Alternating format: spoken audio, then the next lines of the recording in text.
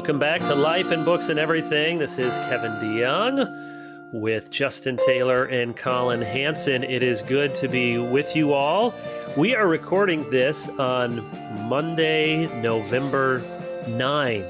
So whenever this airs, maybe Tuesday or Wednesday morning, we should not be held responsible for any breaking news, catastrophes, anything else that has gone on in the world. We meant to record a post-election podcast last week, but we decided there was so much news unsettled, so much news still happening, so much noise going around that the world would be quite all right without the three of us bloviating for an hour about what we saw. So we decided to put that off a few days, and you can get some of it right now. So we are glad to be with you again. We do not have a sponsor. So all of the Pizza Ranches, the Bojangles of the Mountain world. Dew Zero. Yeah, Mountain Dew. Well, let's get the real thing. Let's some Code Red Mountain Dew, whatever's out there.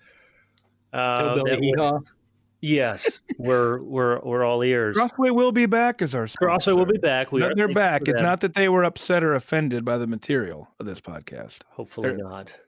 So start with what's important.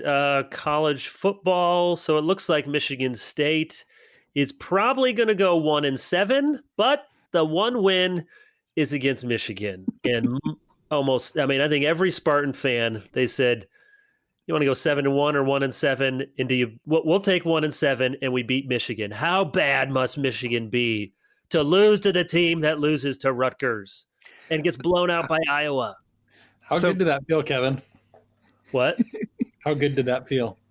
To beat Michigan or lose to Rutgers? Both.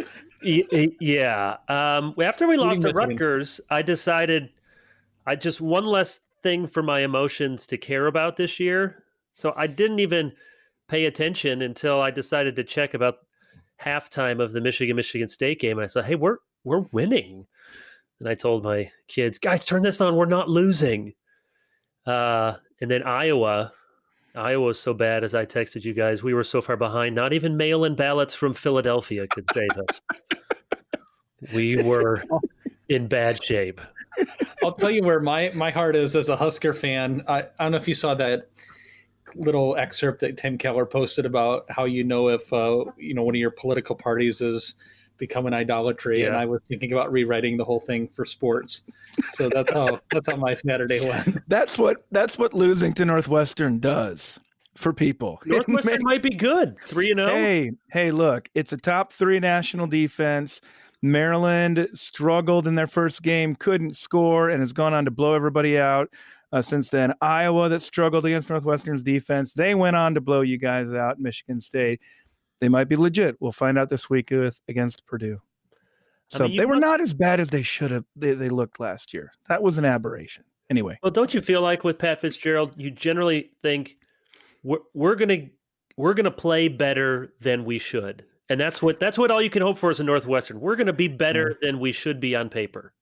Yeah, and the style of football is going to frustrate the opponent, like Nebraska. It's just going to frustrate them because they'll say, wait a minute, this just doesn't – it looks like we can win. This is kind of ugly. But then if you're a Northwestern fan, you realize that every game is like that. Every game is that way against Iowa, against everybody. It always feels ugly. Why aren't we scoring? You don't realize Northwestern's entire defense is designed to allow you to move between the 20s, fool you into false hope, and then shut you down in the end. More than one Nebraska reporter independently referred to the game as a rock fight, which is not typically like what you get up early on Saturday morning, like, hey kids, come let's watch a rock fight out in the backyard. Whenever Northwestern's playing at Northwestern, my kids say, is that a high school stadium?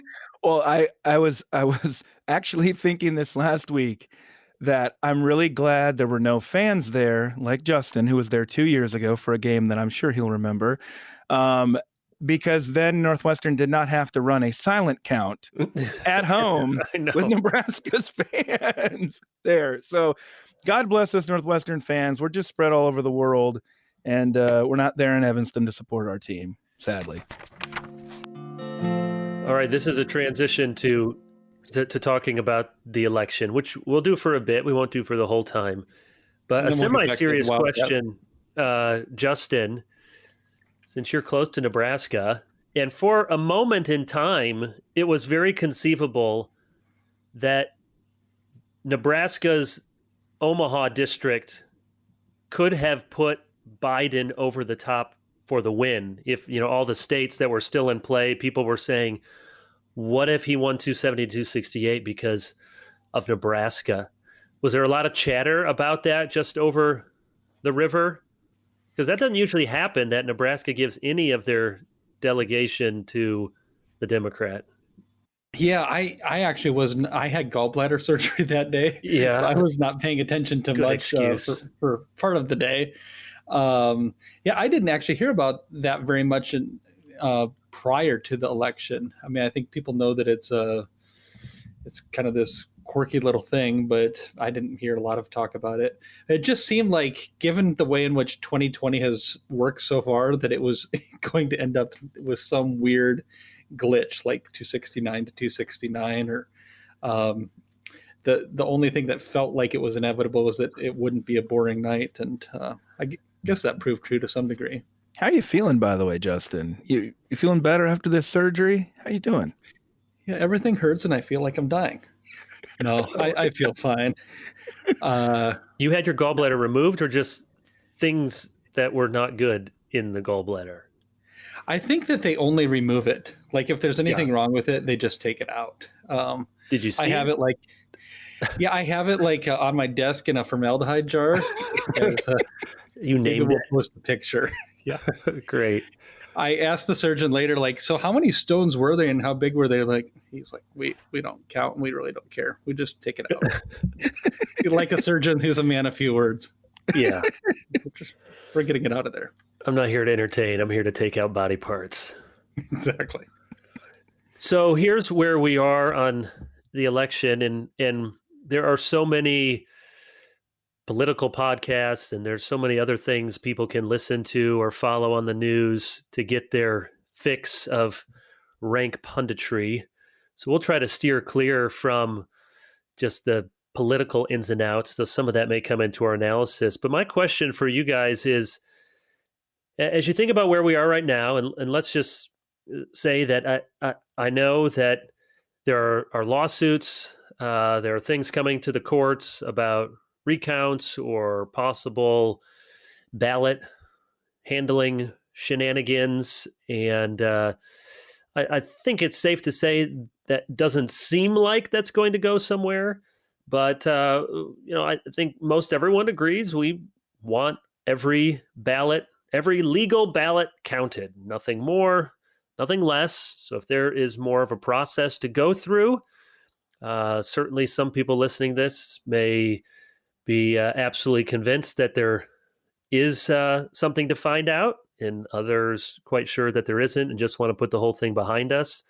So for the most part, we want to let that play out and pray for transparency and honesty, and that the end result would be better trust for our system of government. So if there's something to find out, we find it out. But where we stand right now certainly looks like and seems like Joe Biden is going to be the next president. We may or may not have a Republican Senate, 2 runoff elections in Georgia. Republicans surprisingly picked up a number of seats in the House, which no one really saw coming. So there's a lot of different ways to describe what happened and what is still unfolding. So, Collin, I'll start with you. What are 2 or 3 takeaways you have for yourself as you think about the election, and in particular as it relates to Christians and to the church? What are some things you're thinking about, or some lessons that you're pondering 1 week after the election? Well, bear with me. These will all be contestable, just like the election, and with a range of in and out of the politics, and as it works into the religion. There have only been 4 presidents who have lost after 1 term in the last century, and so what we've seen this last week is historic. It's not common. It's very, very very difficult to defeat an incumbent president running for re-election. Republicans have also lost 7 out of the 8 last popular votes for president. Now, caveat, of course, nobody's campaigning for winning the popular vote, so it's not necessary. Right. At the same time, it's probably just not a good sign for National Party. And so something's not quite working in the Republican coalition, at least for president, but nobody has a clear idea of what's not working or why. So a lot of the time in the upcoming weeks, months, years is going to be spent trying to sort that out. I mean, 4 years ago, or before Trump was elected, I was convinced Republicans were going to ditch social conservatives and go for a more libertarian type strategy. That couldn't have been more wrong. And now moving in a more populist direction. And I think that probably has better possibilities in terms of contrast with the Democratic Party and for just for sheer numbers of votes. But the point being, politics is great for making seemingly smart people just dumb about stuff. So I'm not trying to make a sort of a statement about exactly what I think should be done about that, but just to say what we saw was historic and is part of an ongoing long-term trend that's problematic for Republicans. You mentioned, Kevin, the House, and in a number of different places, Republicans generically or running for Congress or state houses or governor performed better than President Trump. That wasn't the case everywhere, but it was the case in some notable places.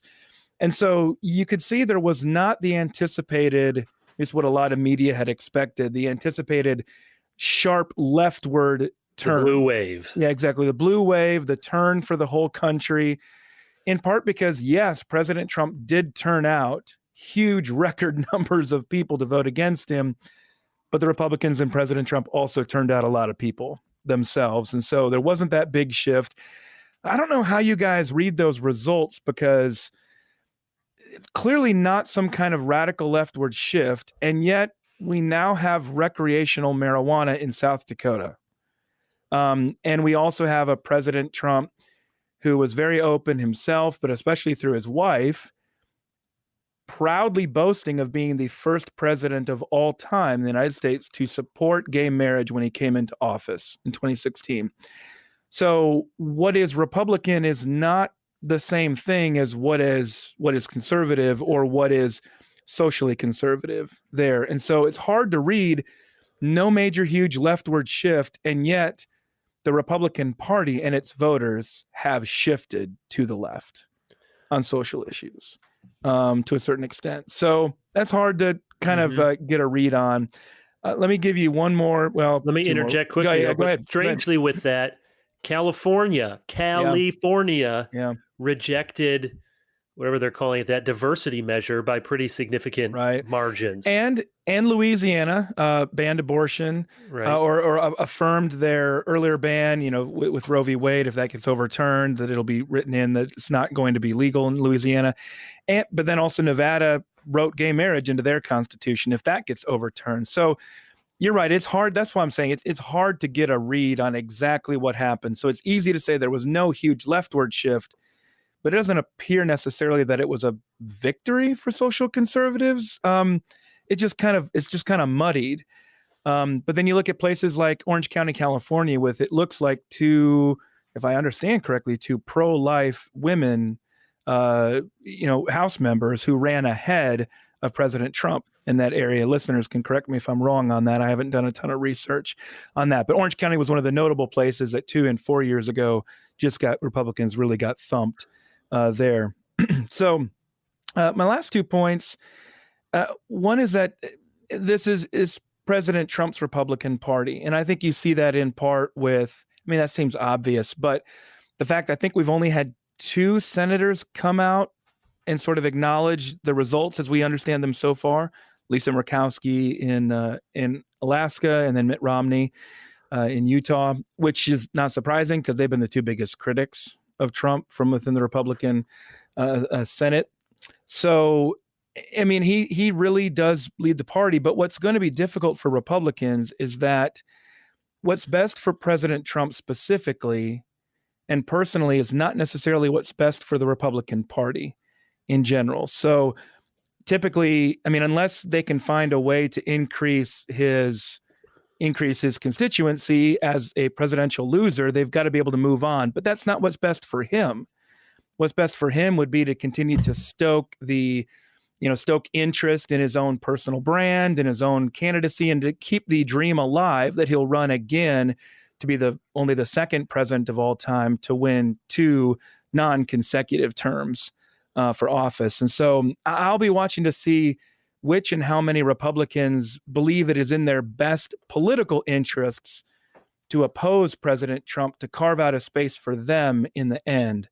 One last point, and I know I've gone on too long here, but this is specifically related to the religious side of things. Because like you said, Kevin, there's plenty of people they can get all the punditry from. We've seen a very interesting Christian alliance that come together around President Trump, and he's inspired a lot of confidence and conviction in a group of people. And it ranges all the way from post-millennial reconstructionists to prosperity gospel, all the way from Paula White to Kenneth Copeland to Bethel in Redding, California, to Baptist revivalists, to Reformed Southerners, whether it be Southern Baptist or PCA. That is a coalition that has pretty extreme theological differences from one another, but for whom the politics, and specifically President Trump, has brought a great amount of co-belligerency. And I wonder, does that coalition continue without President Trump to draw them all together? I don't have any answers, but that's something I'm looking for. That's really good. That was a lot. No, that's good. Let me jump in with mine, then we'll get to Justin, and then we'll see what questions we have for each other. So I have 3 thoughts. One, we should not over-interpret the results of the election. You hit on some of that already. It's very difficult. You can make out a plausible case for all sorts of interpretations of what happened. And as we were texting over the last few days, in one sense, it's not a lot different from 2016. These are just rough estimates, but if you take California out of the equation, and I know it's a big state, the biggest, you can't just take it, but if you did, it's about 50-50 Republican and Democrat who you voted for president. With California, it's 2 or 3 percentage points more toward the Democrats. If in 2016 you rearranged about 25,000 or 30,000 votes in Wisconsin, Michigan, and Pennsylvania, Hillary's the president. We're not having this conversation. If depending on how everything turns out in some of these states, but if you rearrange 40 or 50,000 votes this time around, you're talking about, shocker, again, Trump wins. So we should be careful both in reinterpreting 2016 as some Trump landslide or reinterpreting this. The Electoral College does what it does, and that number is what matters. But we're not talking about a vastly different outcome.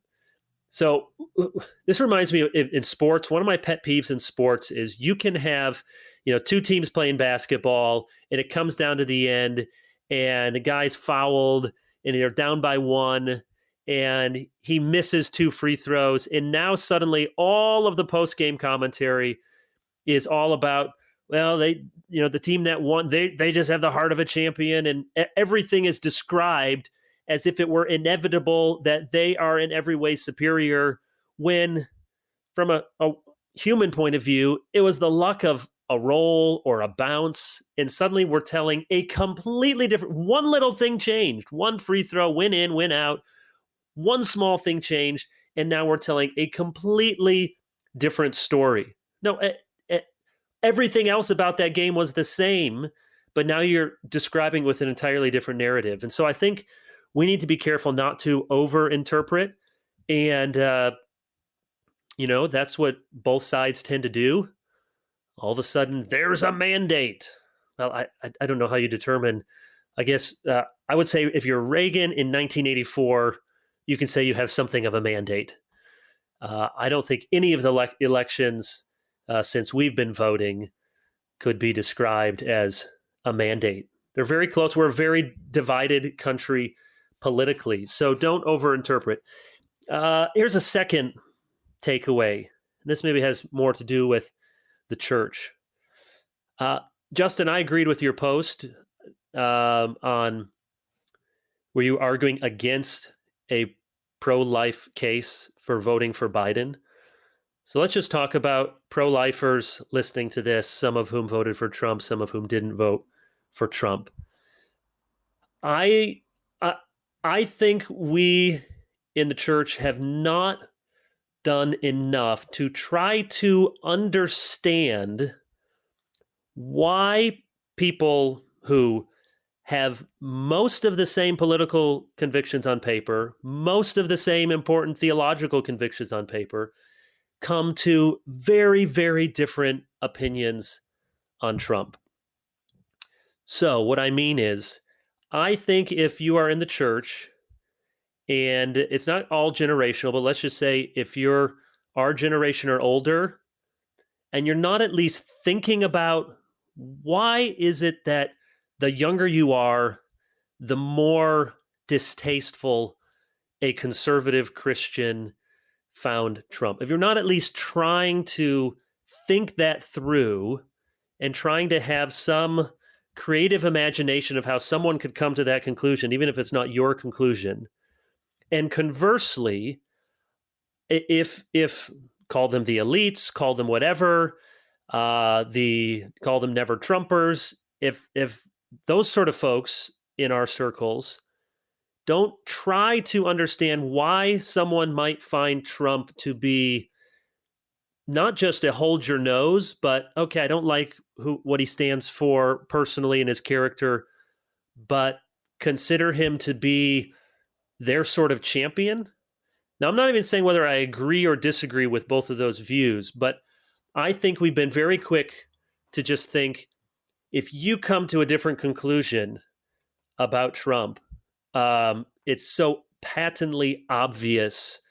And in particular, I don't want to say in particular because I think it goes both ways, but I think what I'm seeing and saw again with these election results, there are a lot of people who, and they're probably the ones not listening to this podcast. They're not on Twitter. They're not following the news. We're an anomaly to know what's going on in all the states. And I mean, I had very smart people that I know and am friends with who have advanced degrees who are texting me on Thursday, like, so what happened? What states are still out there? Like, how do you not know that? Aren't you down to like Bucks County and Allegheny? And aren't you following the precinct by precinct? No, most people aren't. And so I think we need to try to understand why there has been this affinity for Trump. Some of it has been, certainly we can see ways in which it's misplaced. And then there's other aspects that I think we need to say, okay, what's going on here? Because it's not just about Trump. Collin, you're the one who's so good at macro analysis, but it has to do with Brexit. It has to do with a number of movements around the world. Call it populist, call whatever, but there is this sense of, Trump certainly has has formed a populist sort of coalition, and if the exit polls are to be believed, actually more women, more minorities voted for him in higher percentage than before. So there's something there to at least think through. And then married women were the strongest constituency for Trump. Yeah. Which is interesting because I saw something, one of the things that President Biden will likely do is push for something that I think a lot of people are going to imagine to be just an obvious good, which is for federally funded preschool. Okay. That's been a common thing throughout. And you might think, well, who would be against that? That's great. I don't know if you guys saw the division of like which professions or jobs are most supportive of Trump and which ones of Biden. I don't know if you guys saw the one No. profession that is the most supportive of Trump: homemakers, women at home. And that did not surprise me at all. Within the bigger division, you can break down little divisions. And one of the biggest divisions we see in politics in America today, which includes our churches, this is a message to church leaders, to us and to others, is a division between married and single women. Right. Very, very significant divisions there. So as a political lens, that reflects a reality within our churches. And that's something we can learn and pay attention to, and a little bit surprising from what people would expect. So yeah, married women more likely to vote for Trump than married men were. Yeah. So last point, and then we'll get Justin. By the time this comes out, I think my blog will be out, where I argue that I think we would all do well, or most of us would do well, to just say a lot less. That Alison Krauss song wasn't first with her, I think, but you say it best when you say nothing at all. I just sometimes think all the caveats of sometimes we speak and some people are really good at it, but I just look at my Twitter feed or Facebook or online in particular, and I think, why do you need to give your running commentary? Is there any special expertise you have? Any special knowledge that you are called upon to give? And one of my biggest concerns in all of this is how politics has become our national pastime, even our national religion. Because think about it, we don't watch the same movies, we don't watch the same television shows, we don't live in the same, we have all these pluriformity of cultures, and the one thing that is nationalized at a massive scale now are electoral politics. So it's the one thing we all can kind of be into, but it's the one thing that brings us together that then brings us apart. And we may think that giving our constant hot takes is really influencing the culture, really discipling others, but it's probably just annoying more people than it's helping. And how much is it really transforming the culture when I think it reflects that we have already been inundated by the culture because we're talking about all the things that the media tells us we should be talking about. And yes, I have thoughts on almost all of these things and restrain myself from sharing most of them because I'm jealous that when people think of Kevin DeYoung or Christ Covenant or RTS or TGC or whatever I'm affiliated with, they think Bible teaching, good theology, reform doctrine, and they don't think, first of all, that's the guy that is for or against this candidate. Now, if we're going to talk about politics, because we should, it matters, Christians have always talked about it, then let's get back to some first principles, or let's argue about, what Thomas Sowell calls the constrained vision or the unconstrained vision. Let's talk on that level of moral philosophy, on Christian theology engaging with politics, rather than here's the latest breaking news and I need to tell you why it already confirms what my priors are. So end of sermon. Justin, Good. You have been patient with us. Set us all straight with your oracle from on high. Let the refutations begin.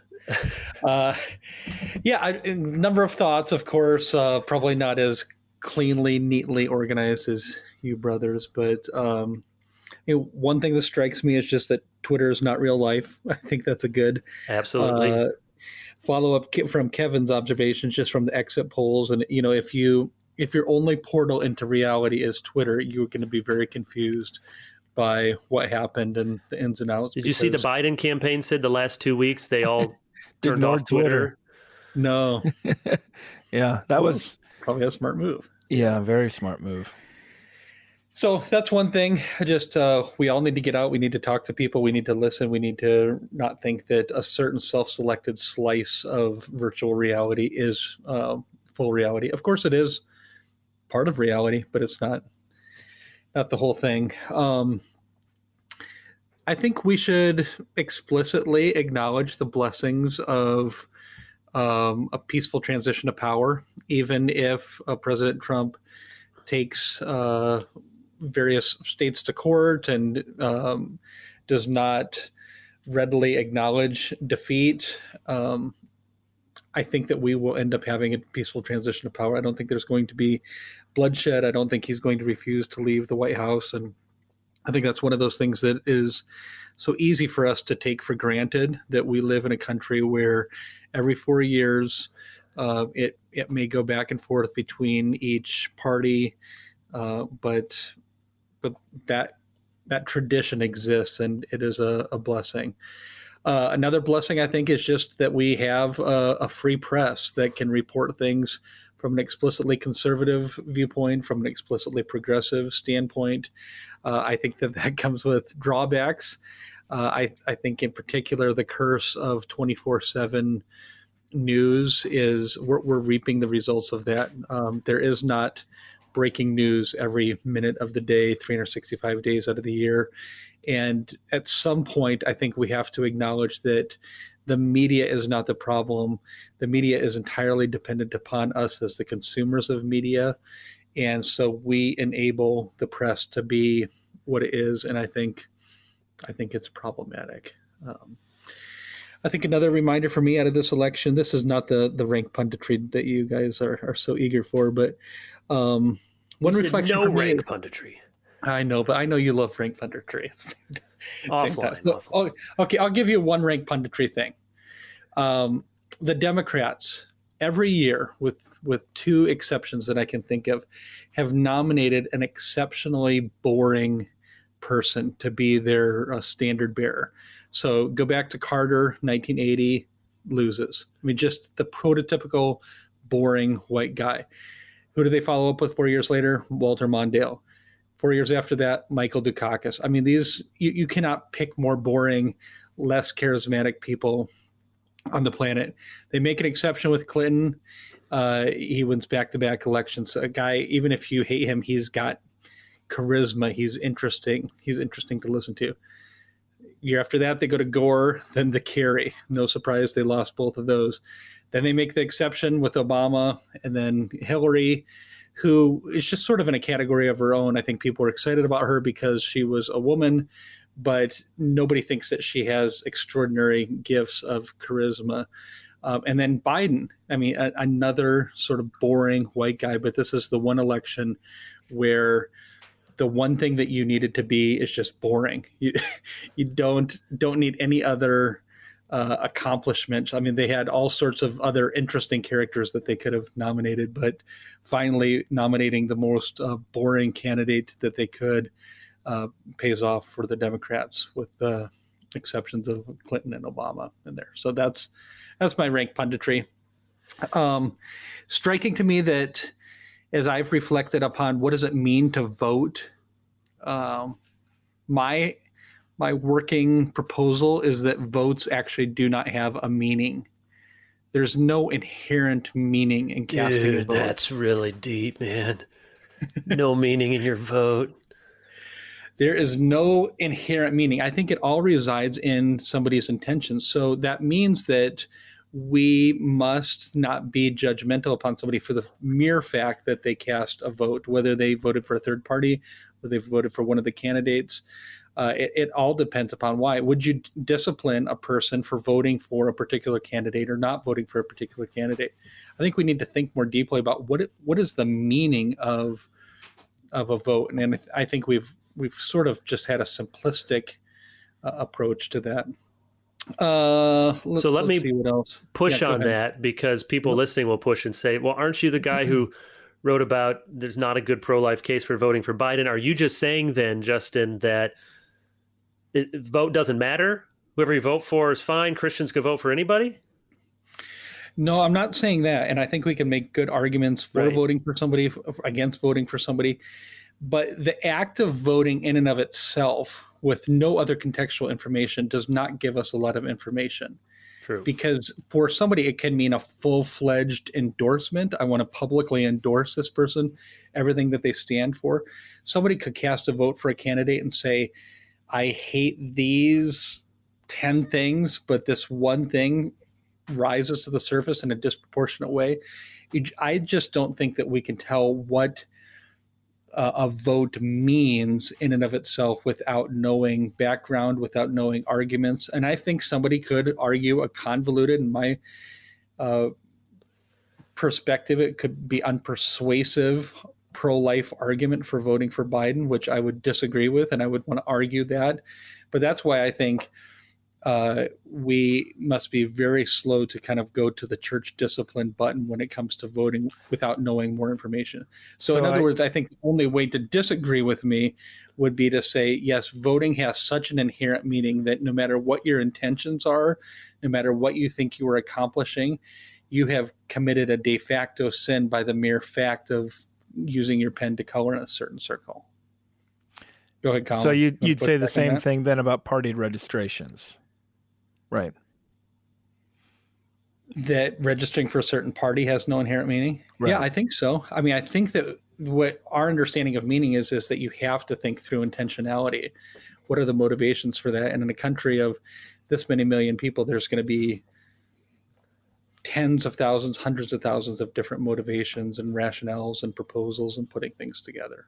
So I think we've just started with that assumption that a vote has an inherent meaning, and I would just want to push back on that a little bit. I think there's a reason for that, Justin. I think when I saw Republicans responding to the election results, it wasn't even necessarily about President Trump winning and him being able to have certain kind of power and to carry out a certain vision for how to govern the country. It was more about, hey, look at us. There are so many of us. They mock us. They call us names. They think we're losers. But see, there are tens of millions of people who agree with me. So I think the reason, Justin, that people weight the vote with so much meaning is because it's a tribal marker. And I think that's one reason why when I've seen people criticize folks like Dever or Piper or others when it comes to their denial of identifying with the Republican Party and calling them elites, well, that to me is the sign. That to me is the sign that what you're talking about here is not, it's about a tribal marker. And you're not, by voting a certain way, you're not identifying with the right tribal marker. And I think that's what makes people so upset, is because they think, wait a minute, you're not part of our group anymore, because the intent has a lot to do with whether or not you're in the right group and everything that comes with that. Do you think that's fair, Justin, or not? Yeah, I do. And that relates to the last point I was going to make, is the dis-ease I have about Christians and churches dividing not so much over strategy and not so much over position when it comes to voting and support, but to posture. That there's a certain inclination to say, I'm with these people who take this posture and this tone and this tactic. That seems to be uniting people into a greater tribe than our doctrine and our shared commitments, which I think should have a deeper foundation and deeper resonance with us. Yeah, I agree. Yeah, so I agree, I think, with 85 or 90% of all of that. I definitely agree, and I've been trying to say this on my blog and on this podcast, that what we mean by voting is ambiguous and elastic. So I'd have to think if philosophically, if I want to use the word meaningless. I know what you mean. You don't mean it's unimportant. You mean it, the meaning is not inherent. That's the word you use. Inherently without meaning. Yeah. Meaning. So but I wouldn't say meaningless. Right. Not meaningless. Yeah.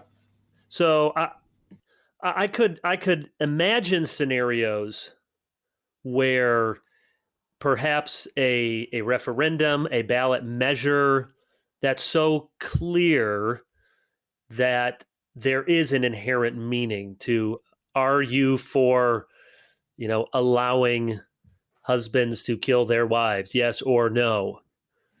And so I think you would agree with that. There are certain extreme scenarios where there may be an inherent meaning, but I do agree with what you're saying, which is why I think it's dangerous to cast aspersions when what we think we're disagreeing on are these matters of first importance, and what we may really be disagreeing on is how we construe of the act of voting itself.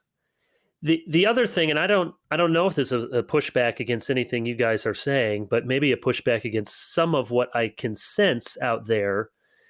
I do not have, I'll say Anabaptists, and some Anabaptists is listening and saying, that's not how we think of it.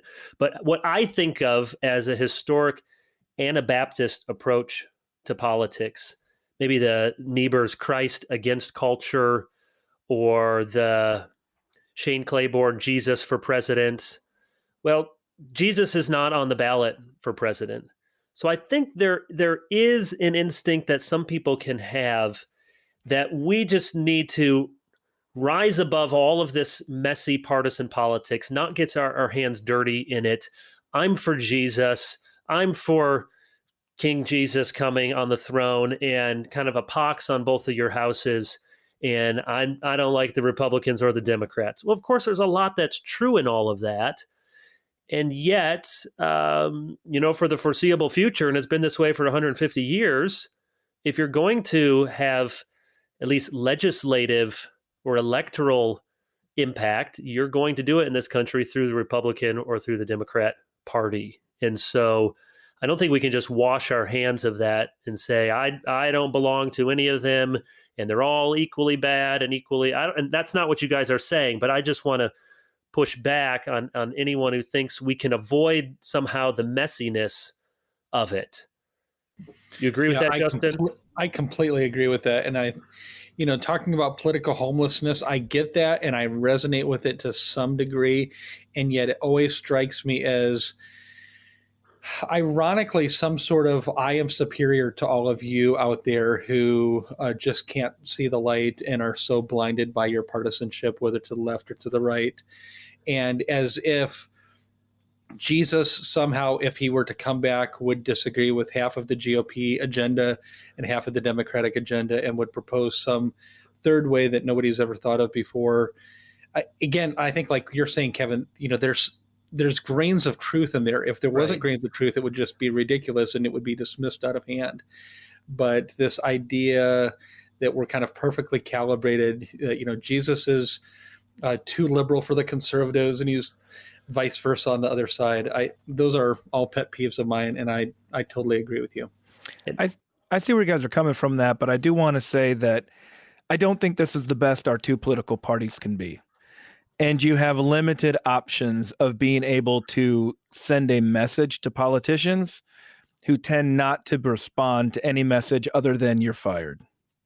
So it's a tough situation there. So how do you come in and say, this is how politics works? It's approximate good. None of us is completely above sort of the act of loving our neighbor through politics. Yet at the same time, surely we shouldn't settle for this. Right. Surely this has got to be better. What are my options of being able to do this? And how do you break the cycle of a political dynamic where the only thing necessary is that you're not as bad as the other guy? Right. And that's explicitly how campaigns are run. I don't have any good answers here, guys. I'm just saying that's where the Anabaptist part of me comes out a little bit more. And I think I share a little bit of Keller and Piper's distaste for politics, but it's not because I have a distaste for politics in general. I agree in principle. I have a distaste for where we've arrived to at this political moment. That's what's frustrating to me. At the risk of descending into some rank punditry, two counterintuitive inclinations. Wonder if you agree with them. One, and I hear this all the time, and you guys probably are listening to some of the same people I am who make this point, and that is that our political parties are too weak, not that they're too strong. Stronger political parties would tend to give us not foolproof, but better political candidates. It wasn't always, or it often has not been this way for most of history, that you essentially have a general campaign, election campaign for your two nominees. We can decry backroom deals and smoke-filled rooms and conventions deciding it all, but the convention really doesn't decide it. And you can make a case that stronger political parties would do more to weed out candidates that they thought were worse. Certainly, I think you saw the Democrat Party do that this year, all coalescing to get the person that they thought they didn't think Bernie Sanders was going to beat Trump, and he probably wouldn't have.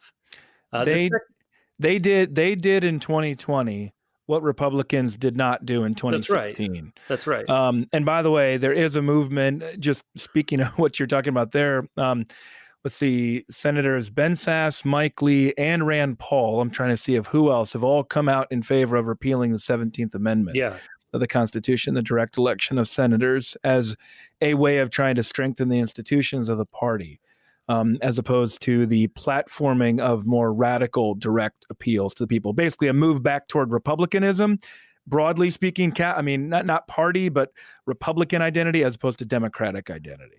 And the other counterintuitive, and wasn't it Greg Forrester who said this, or we got, heard this through some of our friends, but others have made this point. We can, in America, sort of think if only we had more parties, if we only had a third party, that would get the best of both worlds, and that would be the home for everyone. Well, maybe, but lots of other countries and parliamentary systems have multiple parties, and they have huge disappointment with who they get to vote for. Of course, a parliamentary system is different, and with a prime minister from the party than a president.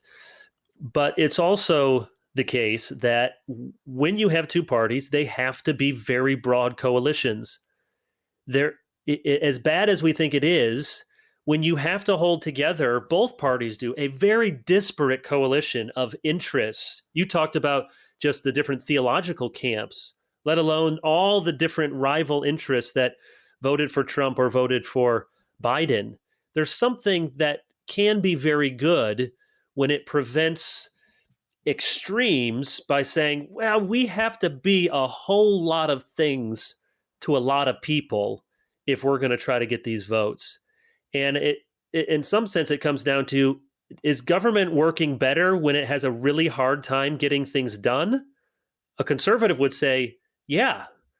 I mean, who was it who tweeted something, the summary of the Federalist Papers? Did you do that today, Justin? I think I retweeted it from Paul Miller? Yeah. And what was it? Something like the federalism is designed to dilute stupidity or decentralize stupidity. Yeah, decentralized stupidity. So if you think good government is doing all sorts of stuff, then that's frustrating. But if you think frustrating government and gumming it up and slowing it down is better, then it's not all that bad.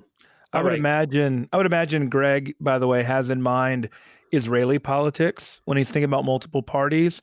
He's thinking about how rarely do one of the major parties win an election outright for the Knesset. And so what you've seen in year after year is the Likud party needing to incorporate and basically make a deal with the far right parties to be able to get power. And that ends up actually making their politics more extreme and entrenched. At least that's an interpretation. I'm just passing that along. That's one concrete example of what you're talking about there. Right. If we had 5 political parties and you could win states with 25% and 75% of the people did not want you, but you won, that makes even more people unhappy. More people feel as if their voice is not heard. Yeah. All right. We're ready to land the plane in the last 15 minutes with a couple other topics. Let's do it. So real quick, this isn't more fun because it's sad, but you would have seen that Alex Trebek passed away on Sunday, age 80, pancreatic cancer. For anyone listening outside of the U.S., I'm not sure if you see Jeopardy syndicated wherever you are, but it's been a mainstay of American television since the 80s. Pat Sajak doing Wheel of Fortune, and then Jeopardy, which is the classic quiz show, and Alex Trebek, who was beloved by many and led with a kind of cool, if at times disdainful professionalism, but was beloved by many. And I just wonder, thoughts on, did you guys grow up watching Jeopardy? Is it something that you did? I do admit that normally, Justin knows this, normally when some famous person dies, and everyone starts tweeting, gutted, crushed. I'm in a pool of my own tears. I couldn't go outside today. Kevin DeYoung pet peeves. Kevin DeYoung Kevin pet peeves, DeYoung pet everybody. peeves are all the people crying all the time. My favorite character on Saved by the Bell, he's gone. I can't go out. Okay, but I really Kevin is secretly British for all those out there listening. secretly. He's Dutch American, but actually British personality wise. So, but I have watched Jeopardy for years and years and years, and most nights at my home, if I'm there, we turn it on, and at least some of us are watching it, and the kids watch it, and I love Jeopardy. I love the questions. I've tried out for the online, I filled that out. I never got the call to go on the show. My kids are waiting for it so we can get rich. But I love Jeopardy, and Alex Trebek was great. I have some, funny clips of him doing funny things. But I'll get back to that. What do you guys take? Do you care about this news? Any lessons to draw? Oh, this is one of my favorite stories, guys. My college roommate, Tom McGrath, appeared on Jeopardy. It was the Christmas 2012 episode, December 25th, 2012. And here was the answer. I'm going to ask you guys, okay? I think it was a Daily Double, okay? This common Irish prefix comes from the French name for sun. What is the question? This common Irish prefix comes from the French name for sun. All right, I'll give it to you. What is Mick? Okay. That is what Tom McGrath said. Yeah. That's what Tom said. What is O? The correct answer is what is Fitz. And what I loved about this is that Tom responded with a phrase that Alex Trebek did not understand. He said, "Sorry, coach."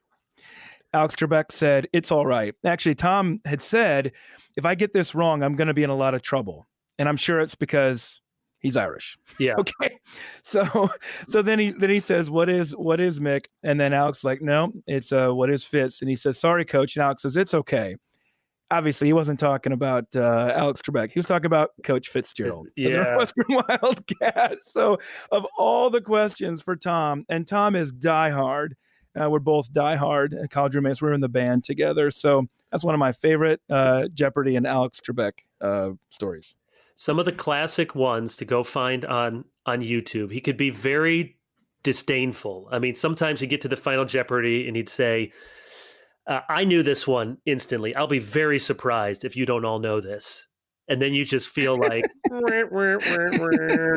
you remember the one? This was a few years ago. The category was football, I think. It was fun. All the questions. They got all 5. They didn't know any of them. Nobody even rang in, right? And the last one was about the Minnesota Purple People Eaters. And he just says, if you get this, I will die. Or last one, the lady, they do the little 2 minutes about yourself, which is what my wife likes. And I just think, what a waste of time. We could get 10 more questions. I don't need these awkward interviews. The nerd lady, right? Yeah, the nerd lady who talks about, nerd rock and with her friends. And he just says, so a get together for losers then. And of course, the when Cliff Clavin was on for Cheers. You remember seeing that? The Cheers episode? I do not remember this one. Okay, before you go the Cheers episode, where Cliff Clavin in the category Trivia master.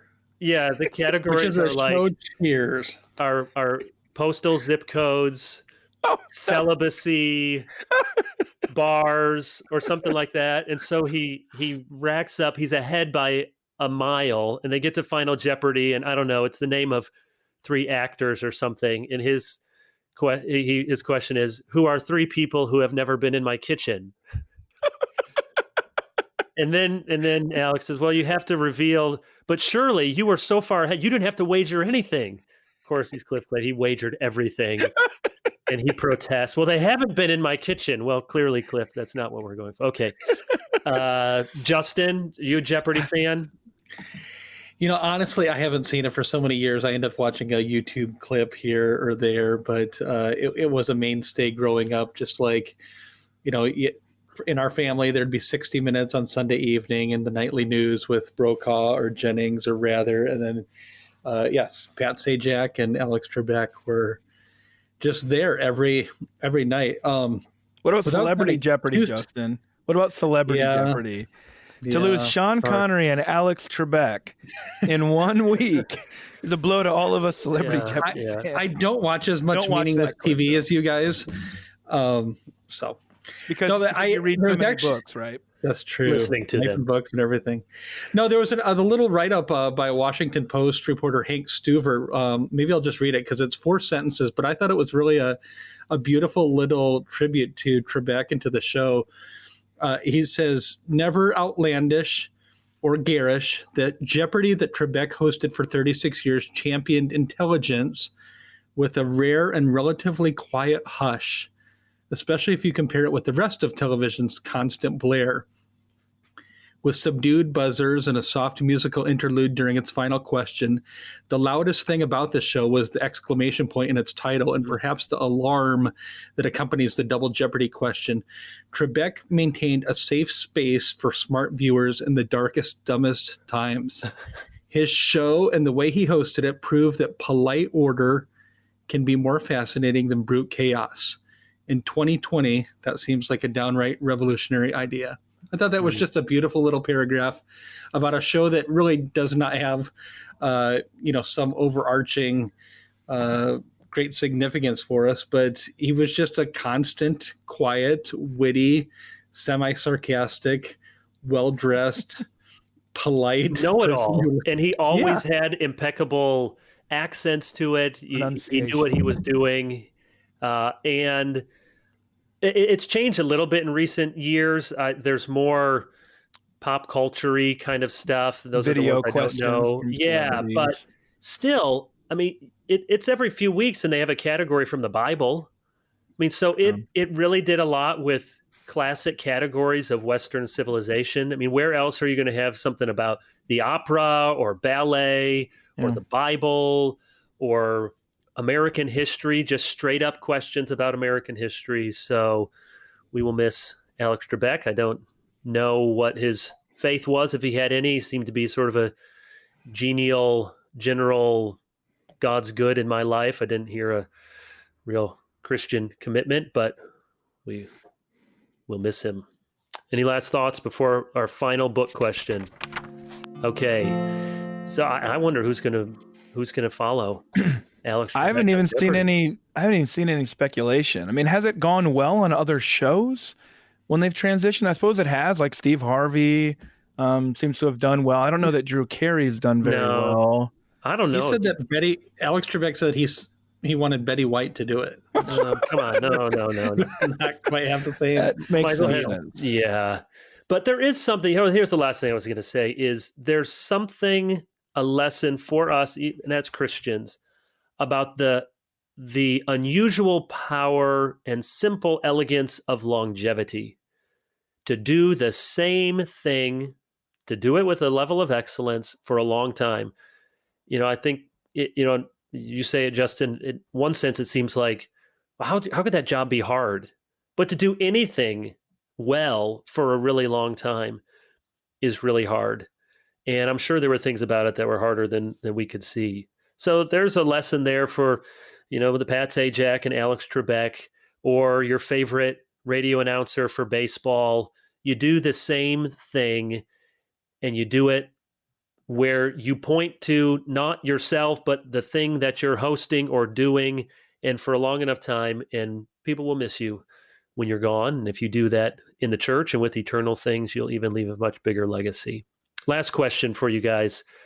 2020 has been, I don't know if it's a year unlike any other, but it's certainly been an unusual and difficult year.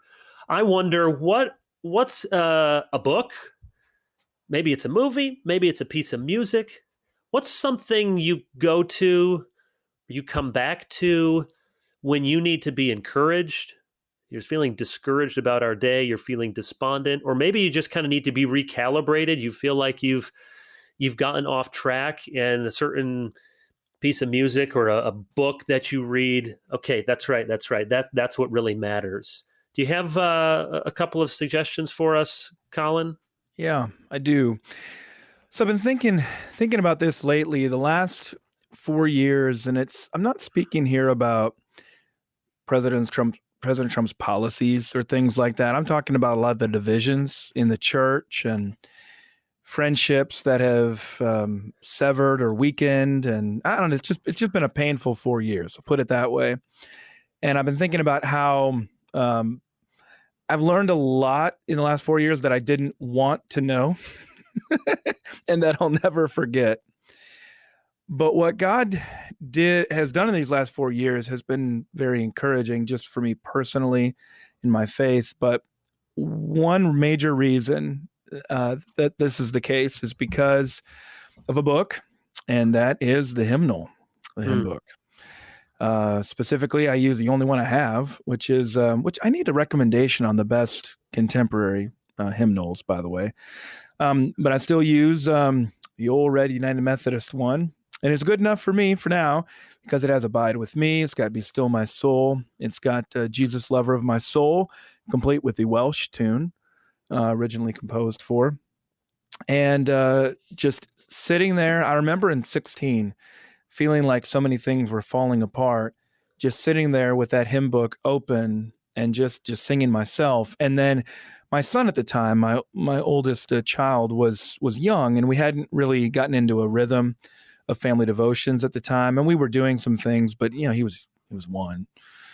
And so that year is when we really started doing family devotions with the hymnal. And now this year in 2020, we bought a piano, or actually somebody gave us a piano, and I've been playing through the hymnal there as well for the family. And that book, that's the constant.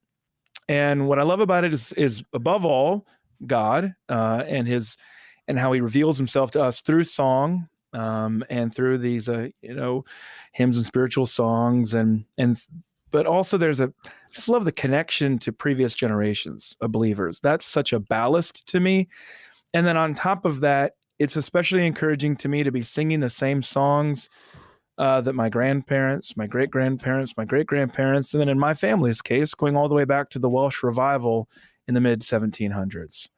Not all these songs, obviously, but I mean, the same Methodist predilection for singing goes back there. And all of that really God uses to help keep me grounded and faithful and hopeful and joyful, even when things are changing. So I hadn't really thought about it in those terms, Kevin, until you posed that question to us. And that's the one book that came to mind. That's outside great. of the Bible. That's great. Let me quickly rattle through some, and I'll give Justin the last word. Not surprisingly, the books, I think of books that bring back some memories. There's some nostalgia, or they've played an important part in my life. So the Heidelberg Catechism, the Valley of Vision is always reorienting to slowly read through one of those prayers. One of the books for me as a pastor and a preacher is Lloyd Jones' Preaching and Preachers. I've read that book several times. I've been listening to I haven't listened to it before, but I'm listening now to some of the lectures. You can get them on the Lloyd Jones app. And I find that reorienting and recalibrating.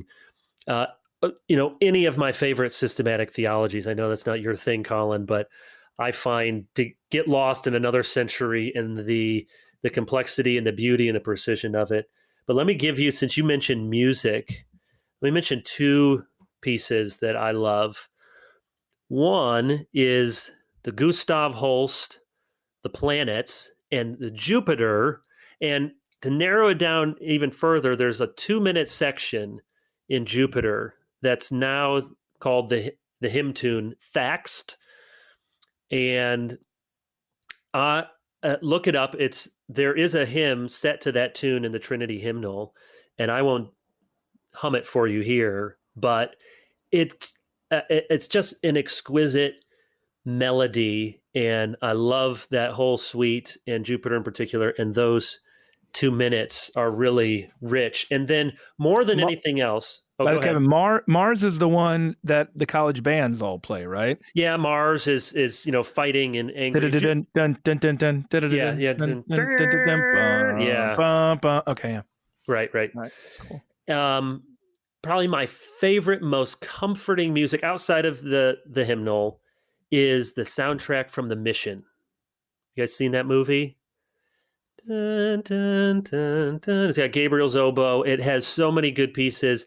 Actually, if you go to a Getty concert, you will hear their violin player at times play the theme from The Mission. I actually heard it when they were played the music for TGC one of those years. And I came up and I said, "That's from The Mission." I said, "Yeah, it is."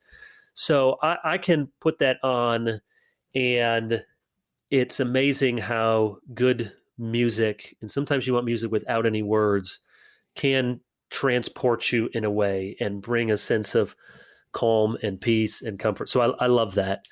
Justin, go Big Red. Yeah. Yeah, I should make that my ringtone, but maybe it would depress me more than help me these days. Let's see. I think for me, I'll just give one psalm and one song. So in terms of the psalm, this year it's been Psalm 131, which is just a very short, I think it's 3 verses long, a prayer to the Lord, just telling him, my heart's not lifted up too high, my eyes aren't raised up too high, I don't occupy myself with things too great and too marvelous for me. But I have calmed and quieted my soul like a weaned child with its mother, like a weaned child is my soul within me. And if I'm being honest, that is not my default position, but that psalm sort of helps recalibrate my heart and mind and soul, that I can be at rest with the Lord, because I don't need to be occupied with things that are beyond my control. He cares for me, and he carries me along, and so I can rest in him. So that's been sort of a default psalm for me lately. I think the hymn that I come back to perhaps as much as any other is God Moves in a Mysterious Way by William Cowper. He wrote it 4 years before 1776, before our country's independence, so 1773. And if you don't know the story of Cowper, it's worth listening to John Piper's biographical address on him, which is really moving. A man who struggled profoundly with very dark depression, but I think it's one of the more beautiful hymns ever written. On YouTube, there's a ministry. I'm not even familiar with who they are, but I don't know if it's a husband and wife or just a man and a woman doing a rendition of it, Crossroads music, that when I'm discouraged, when I'm down, I like to go and listen to that song and listen to the beautiful theology and lyrics. And I find that it always brings me back, refreshes me, encourages me. So those are 2 places I go back to often. That's great. Those are good answers. I mean, Cowper was a renowned poet. I mean, it's a good example of the best poets writing the best hymns. He had a famous poem, Epitaph for a Hare, writing about his pet rabbit. It would sound silly. I was almost moved to tears, and I don't cry about anything. No, I mean, it's just very moving, and I really commend all of Piper's addresses, but I do remember that one on Cowper is really good. Collin, Justin, good to be with you again. Good to talk through these things. Lord willing, we'll have a couple of more episodes in this season before we take a break for the holidays. Thank you all for listening and being with us. Until next time, glorify God and enjoy him forever, and read a good book.